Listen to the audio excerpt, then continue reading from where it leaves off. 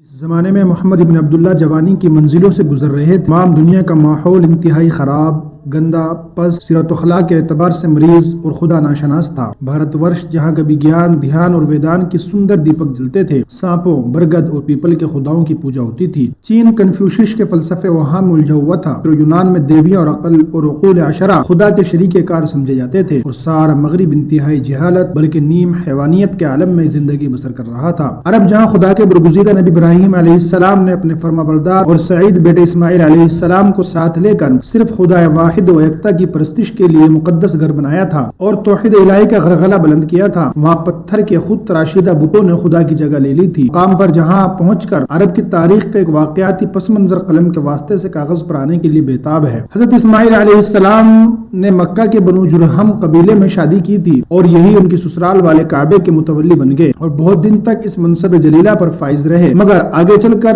زمانے نے پلٹا کھایا، حالات بدل گئے اور کعبے کی تاریخ نے پچھلے ورق کو موڑ دیا۔ مکہ کا ایک باشندہ ربیعہ، جو تاریخ میں عامر بن لحی کے نام سے یاد کیا جاتا ہے، بہت زور پکڑ گیا۔ آدمی دولت مند تھا، اس لیے اس کے بیسیوں ہوا خواہ پیدا ہو گئے۔ اپنے گھرانے کے لوگ، دوسرے قبیلے کے لوگ بھی اس نے اپنے ساتھ ملا لیے اور اس طرح بنو جرہم کے خلاف محاذ قائم ہو کر دیا۔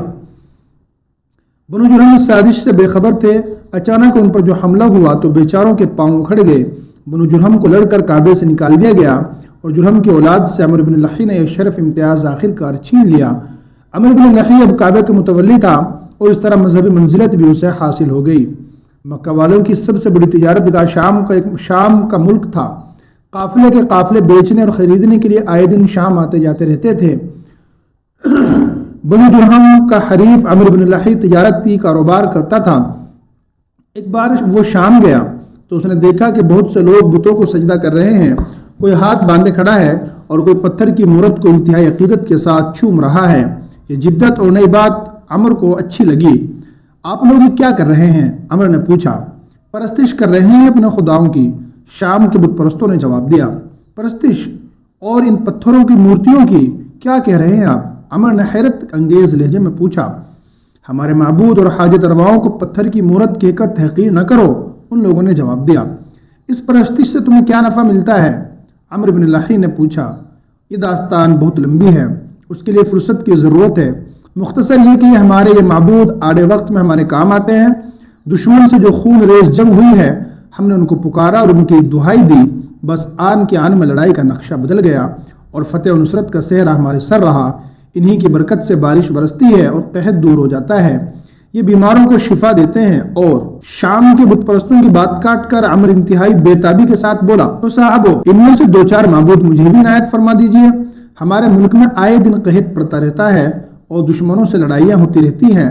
مکہ میں شدید وبا چھوڑ کر آیا ہوں، آپ کی اس مہربانی سے ہمارا بھلا ہو جائے گا۔ اس کی درخواست پر اہل شام نے چند بت اسے دے دیے۔ اہل مکہ بت پرستی سے بالکل ناشناس تھے، ان کے کانوں میں تو صدا نغمہ توحید گونجتا رہا، مگر عمرو بن لحی نے شام سے واپس جا کر پروپیگنڈا کیا کہ میں نے شام کے بڑے بڑے امیروں، سرداروں، عالموں اور راہبوں کو بت پرستی کرتے دیکھا ہے۔ انہی بتوں کے افسانوں کو نمک مرچ لگا کر بیان کیا۔ بولا، میں نے خود اپنی آنکھوں سے دیکھا کہ مطلع بالکل صاف تھا، خوب دھوپ چمک رہی تھی۔ اتنے میں شام کے ایک سردار نے بت کے سامنے سجدہ کر کے پانی برسنے کے لیے دعا کی، اور بس اتنی سی دیر میں کہ اس کا سر سجدے سے اٹھا، دھواں دھار بارش ہونے لگی۔ اہل مکہ ایک دوسرے کو دیکھ کر مسکراتے ہیں کہ عمر ہماری پریشانیوں کا مداوا شام سے لے کر آ گیا ہے۔ میں بڑی منت سماجت کر کے یہ بت تم لوگوں کے لیے لایا ہوں، ان کی پرستش سے ہمارے دلدر دور ہو جائیں گے۔ اب ہم جب چاہیں گے آسمان سے بارش برس جایا کرے گی اور جس بات کی تمنا کریں گے پوری ہو کر رہے گی۔ جسمانی آرائش، تن کی راحت اور پیٹ پوجا کا لالچ بہت برا ہوتا ہے۔ اہل مکہ کے دل میں اسی کی باتیں گھر کر گئی اور مکہ میں بتوں کی پوجا شروع ہو گئی۔ مکہ تمام عرب کا مرکز تھا، حج کے موقع پر اطراف کے لوگ وہاں آتے تھے۔ مکہ والوں کو بت پرستی کرتے دیکھ کر ان کو بھی ترغیب ہوئی اور اس طرح رفتہ رفتہ تمام قبائل میں بت پرستی پھیل گئی، یہاں تک کہ خود خانہ کعبہ میں بت رکھ دیے گئے اور اس کی دیواروں پر تصویریں بنا دی گئی۔ انسانی فطرت بہت بڑی کمزوری ہے کہ جدت اور بدعت کی طرف طبیعت بہت جلد مائل ہو جاتی ہے، حالانکہ بہت سی نئی چیز ہے، اور جدت انتہائی گمراہ کن اور انسانی معاشرت کے لیے سخت مضر بلکہ قاتل ہوتی ہے۔ شرک جو پھیلنا شروع ہوا تو مکہ کا ایک ایک گھر بت خانہ بن گیا۔ نہ صرف قبیلہ اور خاندان بلکہ ہر شخص کا اپنا جدا بت تھا۔ توہم پرستی اور جہالت و نادانی کی انتہا ہے کہ سفر میں پتھروں کے بت ساتھ لے جانے میں چونکہ دقت ہوتی تھی، اس لیے بعض لوگ جو کہ ستو کی مورتی بنا کر اپنے ساتھ رکھ لیتے اور انہیں پوجتے، اور جب ضرورت پیش آتی تو ستو کے بنے ہوئے خداؤں کو گھول کر پی جاتے۔ یمن میں کواکب یعنی ستارے پرستی کا زور تھا۔ حمیر کا قبیلہ سورج کی پرستش کرتا تھا، کنانہ کا چاند خدا تھا، اور اسی طرح دوسرے قبیلے اور علاقوں میں دوسرے ستاروں کی پوجا ہوتی تھی۔ کہانت، جھاڑ پھونک، ٹونے ٹوٹکے اور جادو کی بھی خوب اشاعت تھی۔ دل و دماغ پر شرک پوری طرح چھایا ہوا تھا۔ خدا پرستی کے تصورات رخصت ہو چکے تھے۔ ورقہ بن نوفل جیسے 2-4 اہل بصیرت اور خدا شناسوں کے سوا سارا عرب ہدایت کی روشنی سے اکثر محروم ہو گیا تھا۔ انسان کی سب سے بڑی بد نصیبی اور گراوٹ خدا ناشناسی اور اپنے خالق و معبود سے دوری اور بیگانگی ہے۔ یہ تو عرب کے مذہب اور معتقدات کا عالم تھا۔ ابر اخلاق تو خدا شناس قوم جو آخرت کے محاسبے اور قدرت کے تصور سے یکسر نابلد ہو، اس کو بد اخلاق اور معصیت آلود ہونا ہی چاہیے۔ جہاں اس خیال پر زندگی کی بنیاد ہو کہ کھایا پیا، چین کے مزے اڑائے اور وقت آیا مر گئے، پھر نہ کوئی زندگی ہے اور نہ کسی قسم کی باز پرس، بس جو کچھ ہے یہی عالم کون و فساد اور دنیا رنگ و بو کی زندگی ہے۔ وہاں پاک بازی کی جگہ فسق و فجور اور سیاہ کاریاں پائی جائیں تو اس میں حیرت کی کیا بات ہے۔ عرب بہت شجاع، بہادر، جری اور بے باک تھے، مگر شجاعت کا سارا زور آپس کی خونریزیوں میں صرف ہوتا تھا۔ کسی شخص کا اونٹ دوسرے کی چراگاہ میں چلا گیا، بس اتنی سی بات پر خون خرابہ ہو گیا۔ گھڑ دوڑ میں کسی کا گھوڑا دوڑ شروع ہوتے وقت مقررہ حد سے ذرا آگے نکل گیا، اس پر تلواریں نیام سے نکل آئیں اور انسانوں کے خون سے زمین لال ہو گئی۔ پھر لڑائیوں کا سلسلہ انتقام در انتقام کی صورت اختیار کر لیتا اور صدیوں تک قبیلوں میں چشمک رہتی۔ خون ریزی، قتل غارت گیری عربوں کے لیے کھیل تھی۔ انسانی جان کی ان کی نگاہ میں کوئی قدر و قیمت نہ تھی۔ جیسے درختوں کی ڈالی اور گھاس کی پتیاں کاٹ دی اور مسل دی جاتی ہیں، بالکل اسی طرح وہ شقاوت پیشہ بھی ایک دوسرے کا گلا کاٹ کر کسی طرح کی پشیمانی اور ندامت اور افسوس کا اظہار نہ کرتے تھے۔ انسانوں کے جسم ان کے نزدیک مٹی کے گھرونگے تھے کہ جب چاہا توڑ پھوڑ ڈالا۔ شراب ان کی گھٹی میں پڑی تھی، شراب پی کر ناچتے، گاتے بجاتے اور بدمستیاں کرتے۔ ساغر مینا اور بادائے شاہد ان کی زندگی بن گئے تھے۔ ان کے ایک مشہور شاعر کو جب قتل کی سزا تجویز ہوئی تو اس نے پوچھا کہ تم کس طرح قتل ہونا چاہتے ہو؟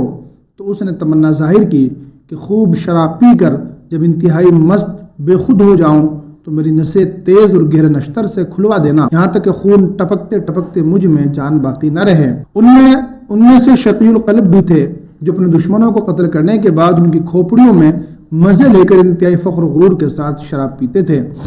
قمار بازی اہل عرب کا محبوب مشغلہ تھا۔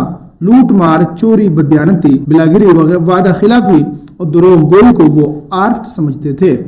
ایک دوسرے کو دھوکہ دیتے، جھوٹی قسمیں کھاتے، عہد و پیمان کرتے اور توڑ ڈالتے، قافلوں کو لوٹتے، یتیموں کا مال ناجائز طریقے سے دبا لیتے، اور ستم بالائے ستم یہ کہ ان تمام برائیوں کے باوجود ان کا دعویٰ تھا کہ ساری دنیا میں بس وہ عزت و شرف و شرافت کے مالک ہیں۔ غیرت مند تھے، مگر ان کی غیرت انتہائی شقاوت اور سنگ دلی کے سانچے میں ڈل گئی تھی۔